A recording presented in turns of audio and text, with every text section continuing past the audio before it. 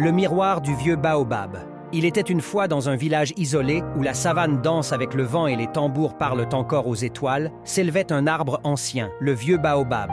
Ce n'était pas un arbre ordinaire. Ses racines plongeaient dans la mémoire des ancêtres et ses branches effleuraient les prières du ciel. En son cœur, caché dans un tronc creux, vivait un miroir sacré. Mais ce miroir ne reflétait pas le visage, il montrait l'âme. Chaque année, le Conseil des sages choisissait un jeune pour vivre le regard de vérité.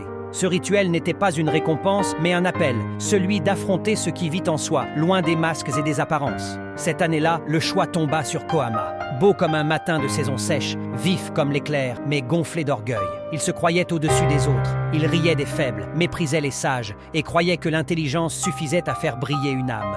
Le jour du rituel arriva. Le village tout entier se réunit autour du baobab. Le chef Naba, vieillard aux yeux profonds comme des puits, fit un signe de tête. Kohama entra dans l'arbre, confiant, le torse gonflé de certitude. À l'intérieur, il faisait sombre, et au fond du tronc, un ovale de lumière flottait, le miroir vivant. Kohama s'en approcha, prêt à contempler sa propre grandeur. Mais au lieu de beauté, il vit une créature tordue par la haine, les yeux pleins de mépris et le cœur sombre comme la nuit sans lune. Il recula, hurla, puis sortit, en larmes. Devant tout le village, il tomba à genoux. « J'ai vu ce que je portais en moi. Je croyais être lumière, mais je ne suis que poussière. Pardonnez-moi, je veux changer. » Le vieux chef s'approcha. Il posa la main sur son épaule et dit « Le miroir n'est pas là pour punir, il est là pour révéler. Et celui qui accepte de voir commence déjà à guérir. » Dès ce jour, Kohama devint un autre homme. Il parla moins, écouta plus. Il aida les anciens, joua avec les enfants et fit du silence son ami. Des années plus tard, il devint chef à son tour.